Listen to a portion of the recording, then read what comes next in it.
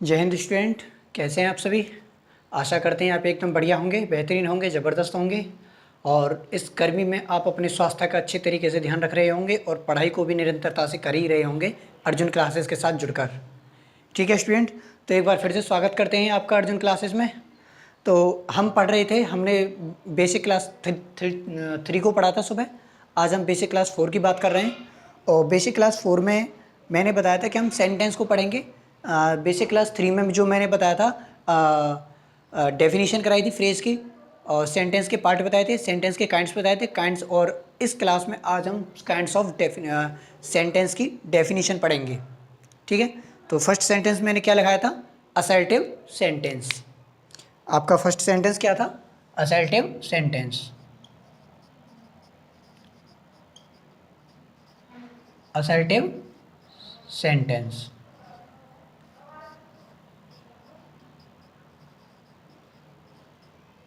साधारण वाक्य। तो इसकी डेफिनेशन क्या है, ऐसा वाक्य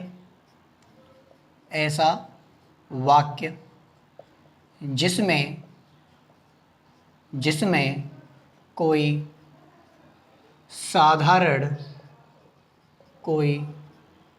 साधारण कथन,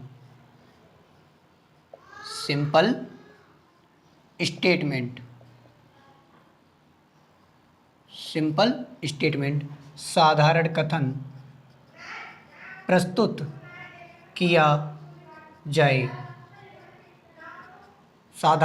प्रस्तुत किया जाए, उसे असर्टिव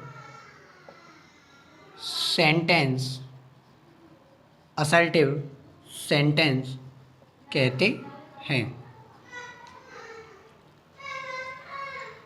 या अगर मैं इंग्लिश में बात करूं तो the sentence which express yes or no sense।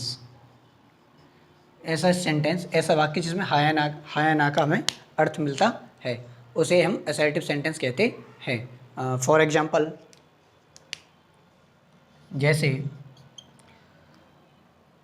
जैसे Ram is a good boy.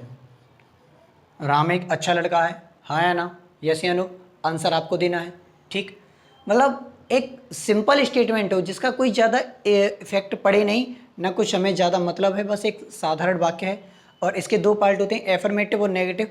Affirmative क्या है, जिसमें नॉट का यूज नहीं होगा, और नेगेटिव क्या है, जिसमें नॉट, नो, नेवर का यूज होगा, वो नेगेटिव सेंटेंस होंगे। तो इसके दो पार्ट होते हैं, कौन कौन से, एफर्मेटिव सेंटेंस और दूसरा negative sentence.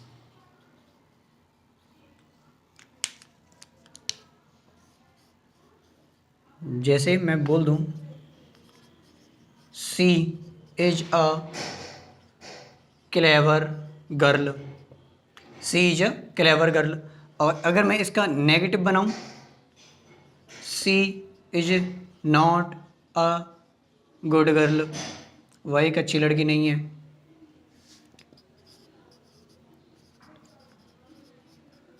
Ramesh Babu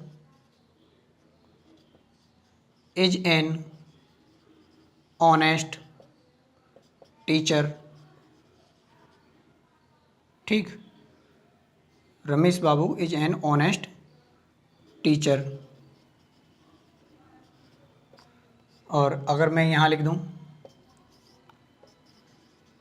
Ravi never tells a lie, तो जहाँ नॉट आ जाए, नेवर आ जाए, नो आ जाए तो वो नेगेटिव, और जिसमें नॉट, नो, नेवर का यूज ना हो वो असर्टिव सेंटेंस होते हैं, एफर्मेटिव सेंटेंस होते हैं। इन्हें बोलते हैं स्वीकारात्मक वाक्य, इन्हें बोलते हैं नकारात्मक वाक्य। फटाफट आप इसे नोट कीजिए, फिर इसके बाद असर्टिव सेंटेंस को ज़्यादा डिटेल में पढ़ने की ज़रूरत नहीं है, सिर्फ असर्टिव सेंटेंस को बस इतना ही पढ़ना है। सिंपल स्टेटमेंट होता है और यस या नो का सेंस होता है। और बाकी बात उसके बाद हम मतलब यस या नो में उसका आंसर दिया जाता है। इसके बाद हम इंटेरोगेटिव सेंटेंस पढ़ेंगे। इंटेरोगेटिव में WH फैमिली को भी बताना है। फटाफट आप इसे नोट कीजिए।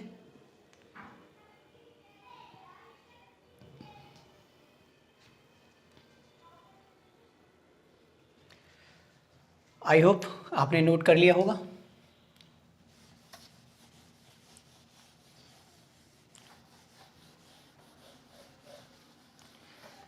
मैं एक बार आपसे फिर बोल रहा हूँ, वे स्टूडेंट जो नरेशन क्लास ले रहे हैं वो एक बार सेंटेंस की क्लास को अच्छे से पढ़ लें, सेंटेंस को। और सेंटेंस के बाद मैं आपसे पूछूंगा कि मुझे सेंटेंस के पार्ट कराने चाहिए या मुझे टेंस को पढ़ाना चाहिए, ठीक है? आप बताएंगे। देखिए अब सेकंड है interrogative sentence. Interrogative sentence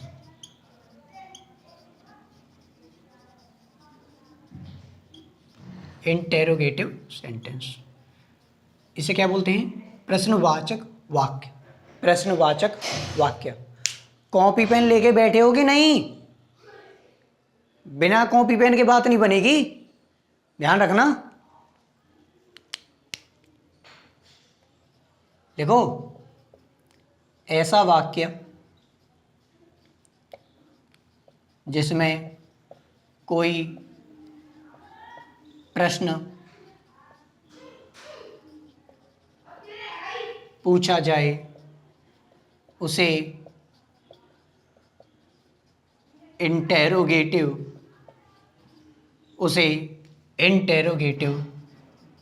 sentence कहते हैं। उसे इंटेरोगेटिव सेंटेंस कहते हैं। इसकी इंग्लिश में डेफिनेशन क्या है? The sentence which is used to ask a question. The sentence which is used to ask a question. उसे क्या बोलते हैं? Interrogative sentence. ऐसा वाक्य जिसमें कोई प्रश्न पूछा जाए और प्रश्न पूछा जाता है तो प्रश्न सेंटेंस के लास्ट में क्या आता है? सेंटेंस के फिनिश होने के बाद क्वेश्चन मार्क। ये पढ़ाने की आपको ज़रूरत नहीं है, ठीक? एग्जाम्पल लिखिए। हाँ, मैंने ये बताए थे देयर आर इंटेरोगेटिव सेंटेंस कितने प्रकार के? There are 2 types. तो यस या नो टाइप, यस या नो टाइप, और दूसरा होता था WH टाइप। तो इसे यस या नो टाइप क्यों कहते हैं, इसे WH टाइप क्यों कहते हैं, ये भी बताएंगे। For example,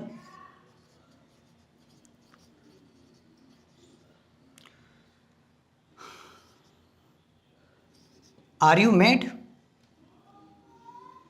are you mad? क्या तुम पागल हो?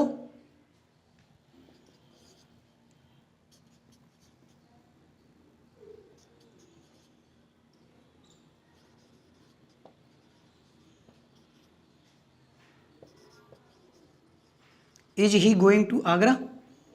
क्या वह आगरा जा रहा है? एंड थर्ड होता है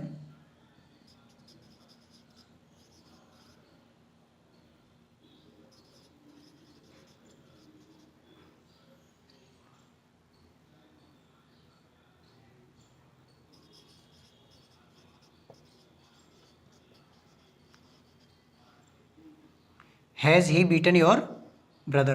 क्या वह तुम्हारे भाई को पीट चुका है? फॉर एग्जाम्पल, सॉरी मैंने एग्जाम्पल दे दिए। Are you mad? क्या तुम पागल हो? Is he going to Agra? क्या वह आगरा जा रहा है? Has he beaten your brother? क्या वह तुम्हारे भाई को पीट चुका है? यस या नो टाइप, इसका हम आंसर किस में देंगे? Are you mad? क्या तुम पागल हो? यस या no? No. Is he going to Agra? Yes या no? No. Has he beaten your brother? No. मतलब आपके सेंस के अकॉर्डिंग यस भी हो सकता है, नो भी हो सकता है। हमें इसका आंसर किस में देना है? यस या नो में, इसीलिए हम इसको यस या नो टाइप बोलते हैं, ठीक? और अगर बात हिंदी की करें तो ये क्या होते हैं? क्या से प्रारंभ होने वाले वाक्य। क्या से प्रारंभ होने वाले वाक्य। ये क्या से प्रारंभ होते हैं? क्या शब्द से प्रारंभ होते हैं? क्या से प्रारंभ होने वाले वाक्य। और जितने भी सेंटेंस क्या से प्रारंभ होंगे उनमें सबसे पहले हेल्पिंग वर्ब का यूज होगा। देखो, आर हेल्पिंग वर्ब है, इज हेल्पिंग वर्ब है, हैज हेल्पिंग वर्ब है। क्या से प्रारंभ होने वाले वाक्यों को सबसे पहले कैसे बनाते हैं उनकी अंग्रेजी? सबसे पहले उन्हें हेल्पिंग वर्ब से स्टार्ट करते हैं, according to sentence, according to tense. अब बात करते हैं WH टाइप की। देखिए, व्हाट इज योर नेम? आज तुम्हारा क्या नाम है?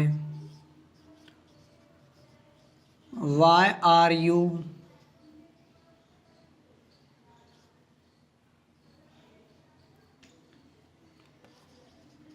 लाफिंग? तुम क्यों हंस रहे हो?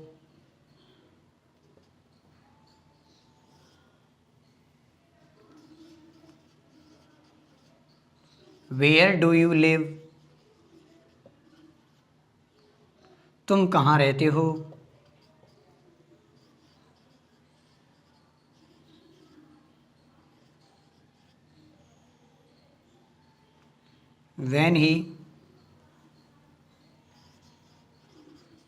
when does he go to Delhi? वह दिल्ली कब जाता है? वह दिल्ली कब जाता है? देखिए, वॉट, वाई, वेयर, वेन सभी के सभी डब्ल्यू एच से स्टार्ट हैं। ये WH वर्ड से स्टार्ट है। देखो, WH मतलब जो इंटेरोगेटिव के WH टाइप होते हैं वो सारे के सारे सेंटेंस WS वर्ड से ही स्टार्ट होते हैं। इंटेरोगेटिव के WH टाइप जो होते हैं वो सारे के सारे किससे स्टार्ट होते हैं? WH वर्ड से ही स्टार्ट होते हैं। तो WH टाइप की एक पहचान क्या है? जैसे इस तरह के क्या से प्रारंभ होने वाले वाक्य हैं तो इसकी पहचान है कि वाक्य के बीच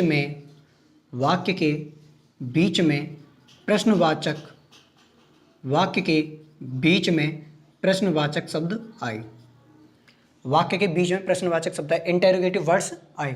तो what interrogative, why interrogative, where interrogative, when interrogative, सारे के सारे इंटेरोगेटिव वर्ड्स अभी लिखाता हूँ, फटाफट आप इसे नोट करेंगे। और दूसरी बात, इंटेरोगेटिव सेंटेंस के लास्ट में हमेशा क्वेश्चन मार्क आता है। क्वेश्चन मार्क, आप क्वेश्चन